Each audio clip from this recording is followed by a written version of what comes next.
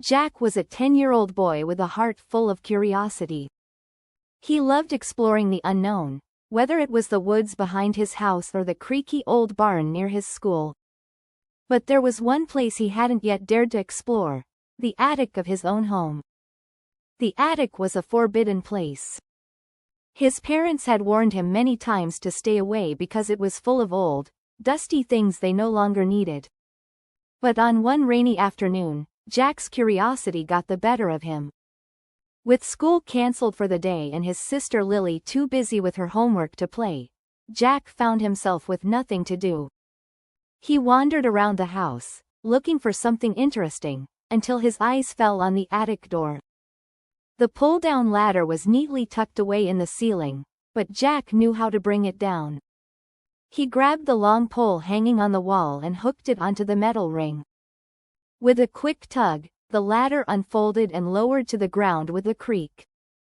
Jack hesitated for a moment, feeling a mix of excitement and nervousness. He glanced around to make sure no one was watching, then grabbed a flashlight from the kitchen and started climbing. As Jack pushed open the attic door, a wave of musty air hit his nose. The attic was dark, with only a small, dirty window letting in a faint glow from the overcast sky. Jack clicked on his flashlight, its narrow beam cutting through the gloom. The attic was packed with old boxes, broken furniture, and forgotten items draped in dusty sheets. Cobwebs hung from the rafters like strings of silk, and the floor creaked under Jack's weight as he stepped inside. Despite the eerie atmosphere, Jack's excitement grew. "Wow," he whispered to himself. "This place is amazing." He began to explore, carefully opening boxes and peeking inside. Most of them held unremarkable things: old clothes, yellowed newspapers, and holiday decorations. But Jack didn't lose hope. He loved the idea of uncovering something extraordinary. After several minutes of searching, Jack's flashlight beam landed on a small wooden chest tucked away in a corner. It was no larger than a shoebox and had intricate carvings of leaves and flowers on its surface. Jack's heart raced as he knelt beside it. The chest had a small lock on the front, and when Jack tried to lift the lid, it wouldn't budge. "Locked," he muttered, running his fingers over the carvings. On the side of the chest, he noticed an engraving of a tiny key. "A key," Jack whispered. "There must be one around here somewhere." Determined to find the key, Jack began searching the attic with renewed energy. He checked under sheets, inside drawers, and even beneath a stack of dusty books. Time passed quickly as he hunted for the mysterious key. Finally, just as he was about to give up, something shiny caught his eye. It was peeking out from under a loose floorboard near the window. Jack crawled over, pried the board up with his hands, and found a small, rusty key hidden beneath it. He held it up to the flashlight and grinned. "This has to be it." Jack hurried back to the chest, his hands trembling with excitement. He inserted the key into the lock, and with a satisfying click, the chest popped open. Inside, Jack found an old, folded map, a leather-bound diary, and a strange medallion. The map was yellowed with age, its edges frayed, but the details were still clear.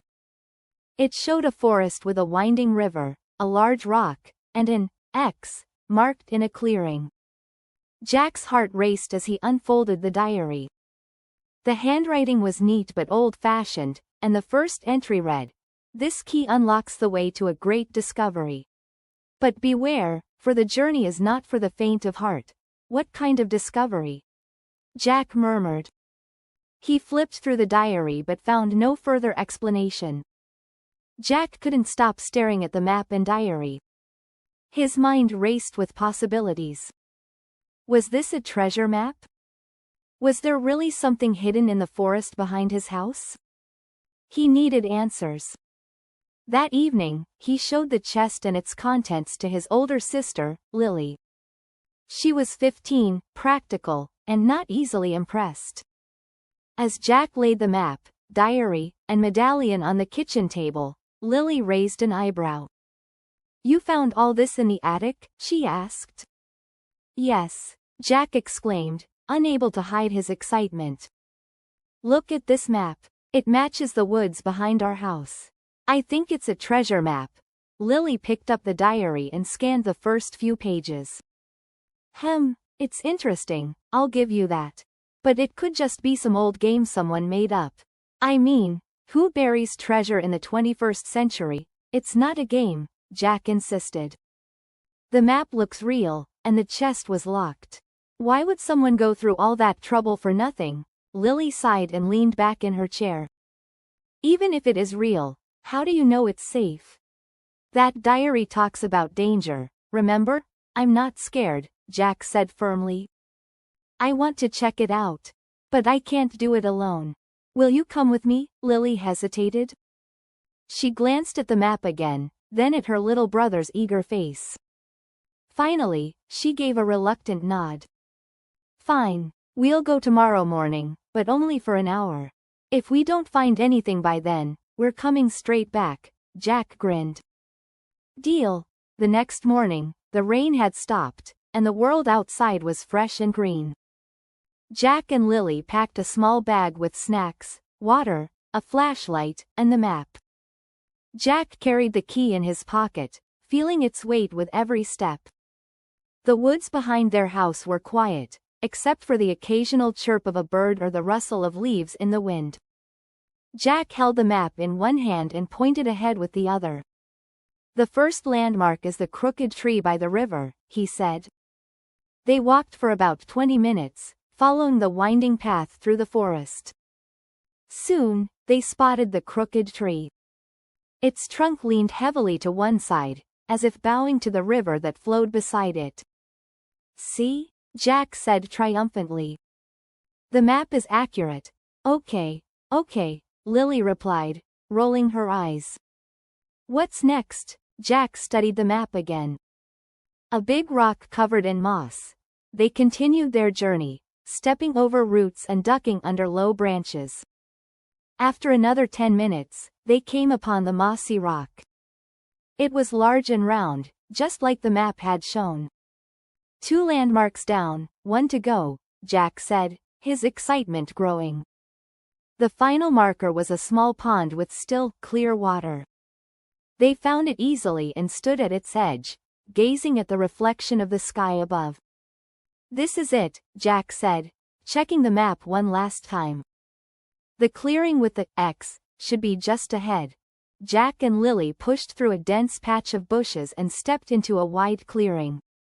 The ground was soft and covered in moss, and the sunlight streamed through the trees, creating patches of golden light.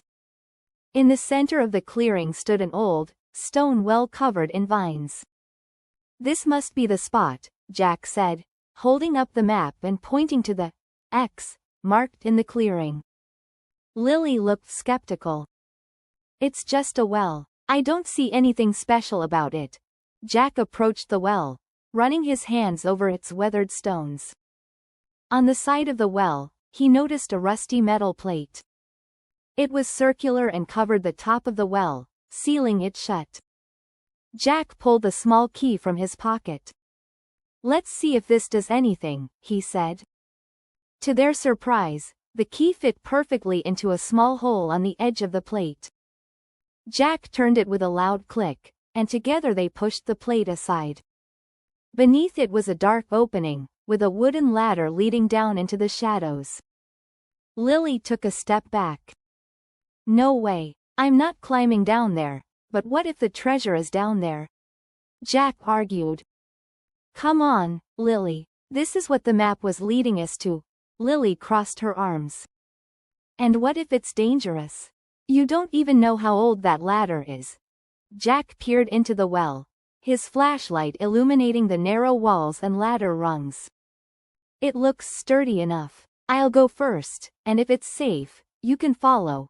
Lily groaned but finally agreed. Fine, but if I hear one creak, I'm climbing right back up. Jack carefully descended the ladder, one rung at a time. The air grew cooler the farther he went, and the faint sound of dripping water echoed in the darkness. When he reached the bottom, he stepped onto solid ground and shone his flashlight around. The light revealed a small underground room with stone walls and a dirt floor. "It's safe," Jack called up to Lily. She hesitated for a moment, then began climbing down after him. When she reached the bottom, she looked around with wide eyes. "What is this place?" In the center of the room was another chest, much larger than the one Jack had found in the attic.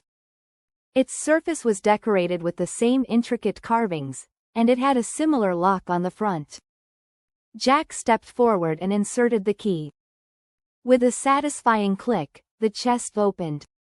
Inside was a pile of gold coins, sparkling jewels, and delicate trinkets that glittered in the flashlight's beam. Resting on top of the treasure was a rolled-up piece of parchment. Jack carefully picked it up and unrolled it. The parchment read, "To the brave soul who finds this treasure, you have uncovered the legacy of William Hargrove, explorer and adventurer. May this reward inspire you to continue seeking the unknown and sharing your discoveries with the world." Jack and Lily stared at the treasure, speechless. "This is incredible," Jack whispered. Lily nodded. "But what do we do with it? We can't just keep it." Jack thought for a moment, his eyes still fixed on the sparkling jewels and coins. "We should tell Mom and Dad," he said finally. Lily nodded. "Yeah, they'll know what to do. But let's take the note and one coin with us, just to prove what we found." Jack carefully took one gold coin from the chest and rolled up the parchment again. They climbed back up the ladder, their hearts pounding with excitement. Jack replaced the metal plate over the well, making sure everything looked as it had before. The walk back home felt longer than the journey to the clearing. Jack's mind raced with questions. Who was William Hargrove? How had the treasure ended up in the woods behind their house? And why had no one found it before? When they finally reached home, they burst into the kitchen, where their mom was preparing lunch. She looked up in surprise. "Where have you two been?" she asked. "Mom, you're not going to believe this," Jack said, pulling the note and coin from his pocket. He quickly explained everything: the attic, the map, the well, and the treasure. Their mom listened carefully, her expression changing from disbelief to amazement. "Are you sure about this?" she asked, holding the gold coin up to the light. "Come see for yourself," Lily said. "It's all still down there." Their mom called their dad, and the four of them returned to the clearing. Jack and Lily showed their parents the hidden well and helped them climb down into the underground room. When their parents saw the chest, their jaws dropped. "This is extraordinary," their dad said, running a hand over the treasure. "What should we do?" Lily asked. Their parents agreed that the discovery was too important to keep secret. They contacted the local authorities, who sent a team to examine the site. Within days, the story of the hidden treasure made headlines. Experts confirmed that the chest dated back over a century and had likely been hidden by William Hargrove, a well-known explorer from the area. The treasure was taken to a local museum, where it became the centerpiece of a special exhibit. Jack and Lily were invited to the grand opening, where they were celebrated as the brave siblings who had uncovered a piece of history. But for Jack, the adventure wasn't just about the treasure. As he sat in his room that night, holding the rusty key in his hand, he thought about everything that had happened. The key had opened more than just a chest, it had opened a door to an unforgettable journey.